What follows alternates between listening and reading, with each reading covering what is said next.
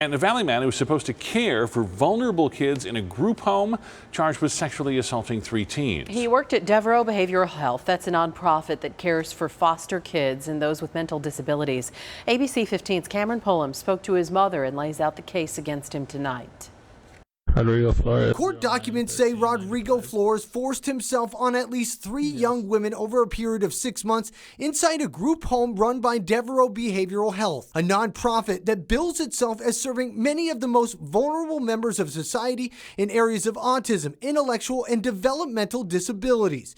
Documents showed the alleged abuse came to light after a 14-year-old female victim came forward to a teacher, claiming that on 4 occasions Flores touched her sexually despite her objections. Phoenix police soon launched an investigation with 2 more victims coming forward, all claiming that Flores had cornered them in bedrooms and laundry rooms inside the group home before the assaults. We went to Flores' home in Glendale, where his mother answered the door and immediately proclaimed her son's innocence. The only thing that I can tell you that I'm very sure that this is set up. Despite the evidence brought forward by the 13, 14, and 15-year-old girls, his mother claims the stories are made up. The report on what he's accused of doing is pretty graphic. I know, but they don't have any proof.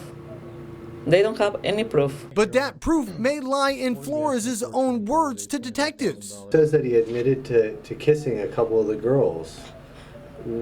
He made up that because somebody told him, if you don't give us something, you cannot call nobody. In total, the victims say the abuse happened on 12 occasions. Flores has hired an attorney but remains behind bars on a $200,000 bond.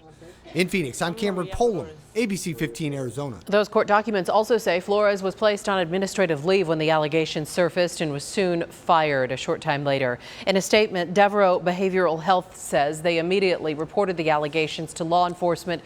They also say every employee completes an extensive FBI and police background check before working with children, adding they have zero tolerance for anybody who would hurt a child.